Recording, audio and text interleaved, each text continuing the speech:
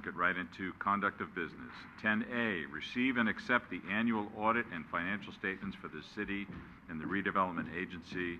We're going to look at adopting a resolution accepting the city's comprehensive annual financial report, single audit, and Measure A funds audit report for the fiscal year ended June 30th, 2011, and also look at adopting a resolution accepting the city's comprehensive annual financial report and the San Bruno Redevelopment Agency audit report for the fiscal year ended June 30th, 2011. Kim. Okay, thank you, Honorable Mayor, members of the City Council. Tonight you will be hearing from the city's independent audit firm, Vavrinic, Trine & Day, regarding the results for the audit for the fiscal year ending June 30, 2011. The 2010-11 audit represents the first year of a 3-year audit contract with BTD. At the city, you might recall, the city did a competitive RFP process in the spring and selected BTD through that process. So with that, I will turn it over to Ahmad Garabe, who is an audit partner with BTD. Good evening. My name is Ahmad Garabe. I am the partner in charge of the audit for the city of San Bruno. What you have over here tonight is a bunch of reports with our opinion on the fair presentation of these reports. Our audit contract requires us to do an audit of the city financial statements, which is what they call the comprehensive annual financial report. In addition, there are sub-reports, if you may, that are required to be audited, such as the RDA, the Measure A, and also we're required to give opinions on compliance with the laws and regulations, as well as compliance with federal granting requirements. So you have a bunch of reports over here tonight that you will have to accept, but the main one is the city comprehensive annual financial report, which is basically an overall picture of the city financial position. Opinions range from an unqualified, or what we call a clean opinion, to a disclaimer or an adverse opinion. And what we issued is a clean opinion or an unqualified opinion, which means that the financial statements are fairly presented in all material respect.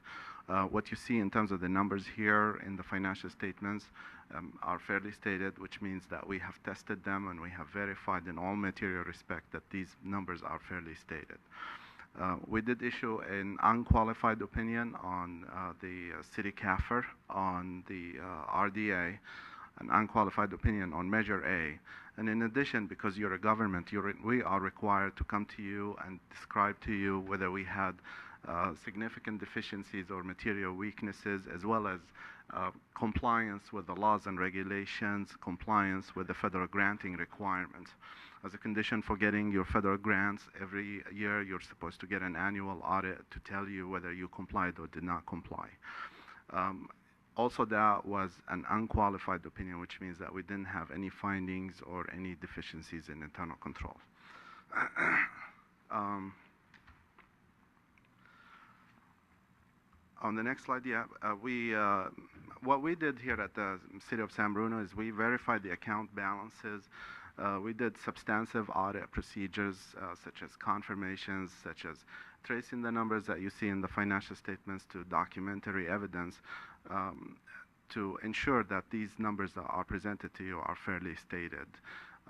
In addition, we're required to obtain an understanding of the internal control of the city, and we did somehow extensive testing when it came to your cash receipts and your utility billing process.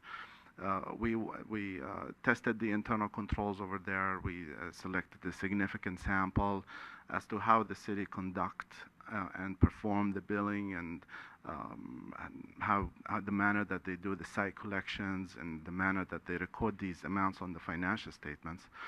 And we also did a walkthrough or an understanding of the internal control over cash disbursements, over payroll. Multiple areas is what we visited, and we obtained an understanding as to what's going on, and we are required to come to you and report to you whether we had any exceptions or any findings as it relates to these items, and we had no exceptions or any findings as it relates to these items. Over and above, the city in 2010 is a first-year participant in the GFOA award. The GFOA award it stands for Government Finance Officer Association. And what they do is they have a bunch of reviewers out there who review the financial statements, and they bring expert people who reviews these financial statements to ensure that they are in compliance with Government Accounting Standards Board. And they give you an award about 6 or 7 months after, and the city did indeed receive the award for excellence in financial reporting. Now, we have 3 levels of communications that we're required to do, 2 of which are in writing, and 1 of them we can choose the manner that we communicate that with you. In terms of deficiencies in internal control or in terms of non-compliance, there's a material weakness and a significant deficiency, and we did not note any of those. Then the 3rd level, which is the lowest level of those, is a control deficiency. And a control deficiency is not so significant enough to warrant major changes in the procedures, but nevertheless, the city did implement our recommendations. We had some control deficiencies as it relates to the federal compliance. The city is required to check each vendor that they contract with federal money and ensure that that vendor is not debarred. Now, based on my experience, the bulk of these vendors, almost 99.9% of these vendors are not debarred, but nevertheless, the procedure has to be at the city. And we noted that that procedure was not there, so we recommended that this procedure would be implemented, and the city did do so. We also did site visits. Whenever there's cash that is being collected at different areas, we kind of do a sample, and we select areas that we would want to go to. And we selected one site where cash collections, specifically for the swimming pool, were just being collected and given to the city with no tracking, no ticket sales or anything like that. So what we recommended that the city would do is have pre-numbered ticket sales to ensure that the site, the cash collected equates to the amounts of tickets that were sold. And the 3rd one is related to the IT system. We noticed that people have access to payroll and HR system, and the 2 should be segregated from each other, because having them correlated with each other would allow someone to create a phony employee and process payroll for that phony employee. So what we did, what we provided the recommendation to the city is to segregate and have the IT system for the individuals who are in charge of the HR function completely independent from the payroll function, and the city did implement that. We're also required to tell you whether we encountered any difficulties in the performance of the audit, and I'm pleased to let you know that we encountered no difficulties. In fact, this audit has gone very smooth, and the city staff has provided us with more than what we have asked for in terms of audit documentations, and whatever we asked them for, they were always responsive. You have 150 pages worth of financial information. I know it's a lot of information that you have to go through. So what I'm going to do is just pinpoint you to some significant items in there in the financial statements. As it relates to the pension and post-employment benefits, and I'm going to explain that further in detail in the next slide. You do have an unfunded liability for the pension in the amount of $15.3 million, and an unfunded liability for the post-employment benefits in the amount of $41.6 million. And I just want to call your attention to where you can see those numbers in the audit. The footnotes to the financial statements provide more detailed information on how those numbers are calculated. And the $15.3 million figure that he referenced for pension, that number only represents the miscellaneous unit. That does not include public safety. So Ahmad will go into greater detail in a couple minutes about some changes related to pension reporting that are coming down the pipeline. But just for your information, that 15.3 only represents the miscellaneous unit for PERS. The unfunded liability for the OPEB of $41.6 million is related to the city's retiree health care benefits. As you're aware, the retirees are pooled with current city employees as part of the Teamsters Health and Welfare Trust Fund. The $41.6 million figure really represents the total obligation of the city for retiree medical as of June 30, 2011. So that represents all the benefits that had been earned as of that date over the next 30 years. So it's an actuarial valuation over 30 years of what that cost will be. If you look at the financial statements, the footnote, it walks you through what the annual contribution that would be required if the city were to fund that OPEB contribution, that OPEB liability, and that it really amounts to basically $3 million a year that the city would have to contribute in order to fully fund that OPEB valuation. So, I mean, this is just skimming the surface of this issue, but it's something that I just want to draw to your attention and also just to provide a little bit more background for the numbers that you're seeing here.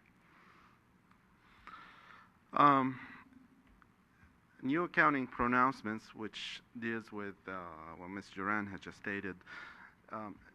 There's one that is coming out that is going to impact the governmental financial reporting industry.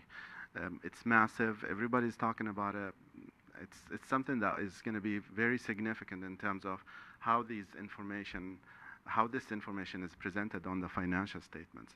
Right now, what you do is you disclose if the information is available, and as you may know, for one of the plans, the information is not available. But if the information is available, you're required to disclose your unfunded liability.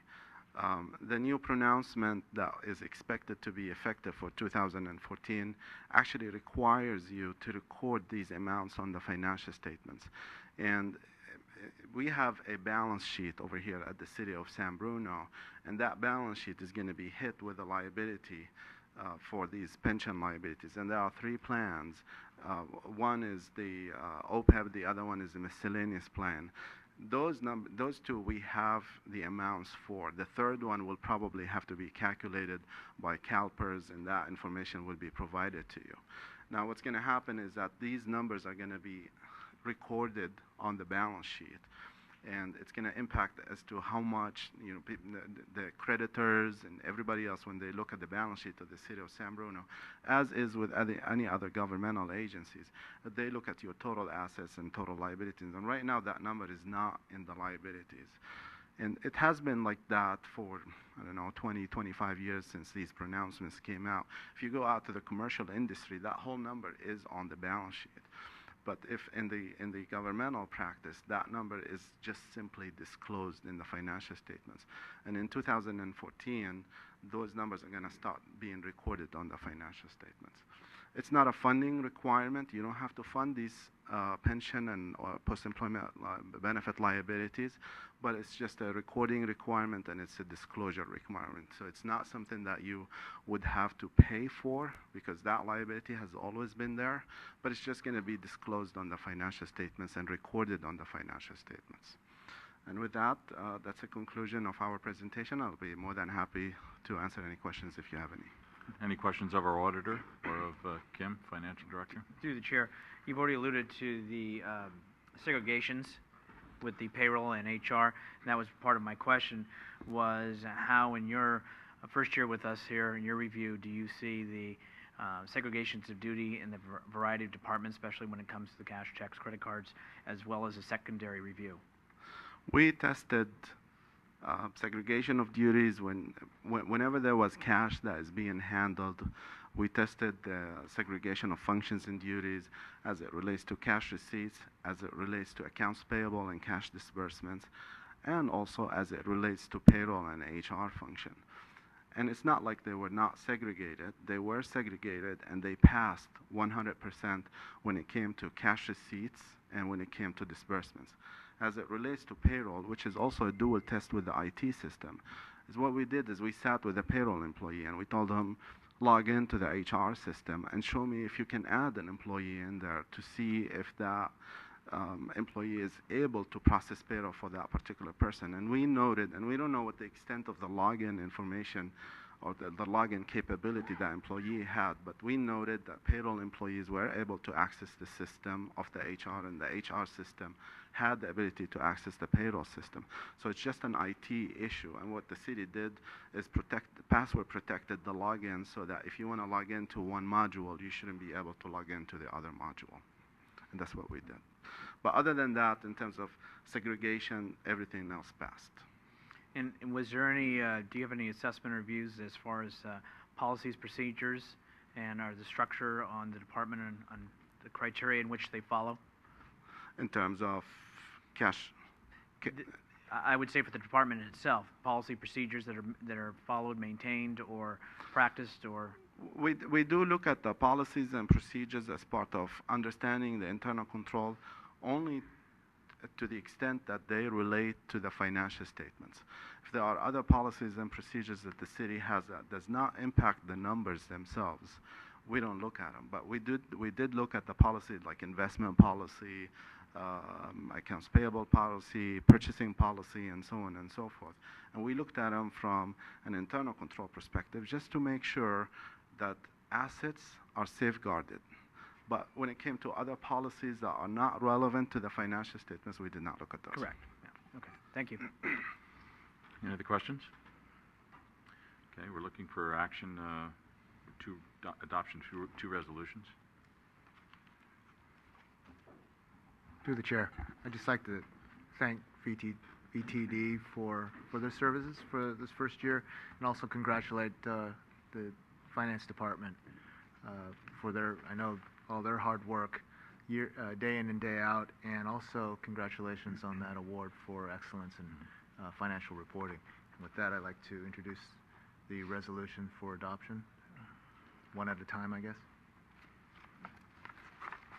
Councilmember O'Connell? Aye. Councilmember Medina? Aye. Councilmember Salazar? Aye. Vice Mayor Ibarra? Aye. Mayor Ruane? Aye. One more resolution. I don't know exactly what they are, but I'll introduce it.